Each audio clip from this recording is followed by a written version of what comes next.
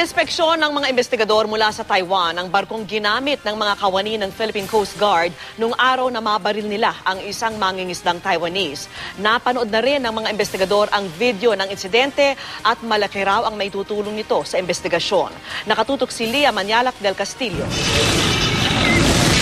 Alas 2 ng hapon kanina, dumating ang mga investigador ng Taiwan sa Philippine Coast Guard para suriin ang Coast Guard vessel. Sumakay pa sila sa rubber boat.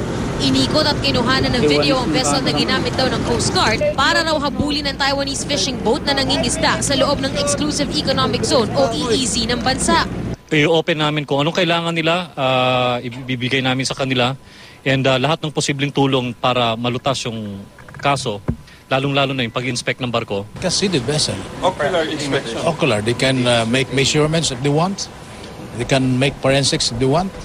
It will depend on what they want to do. Bago nito, 2 oras na pinanood ng 7-man team ng Taiwan ang video ng Philippine Coast Guard sa insidente sa Balintang Channel kung saan nabaril ng Philippine Coast Guard ang Taiwanese fishing boat na ikinamatay ng isang mangingisdang Taiwanese.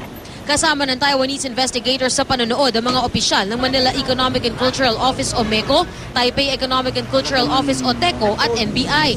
Closed door ang viewing at hindi pinayagan ng media na makita ito. We were viewing video provided by Philippine Coast Guard, and we thought that this video is quite helpful. Will be helpful for both sides investigation. Una nang sinabi ni Justice Secretary Laila De Lima na revealing ang laman ng video. Ang pagpapakita ng video nakuha ng Coast Guard sa insidente ay isa rin sa hiniling ng pamilya ng biktimang Taiwanese noon. Bukas, kakapanayamin naman ng grupo ang mga tauhan ng BIFAR at Coast Guard na naroon nang mangyari ang insidente.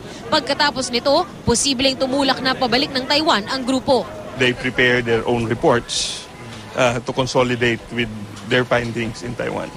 In the same manner, our investigation team in Taiwan, when they return here, they will complete their report. Lia Manyalak del Castillo, Nakatutok, 24 Oras.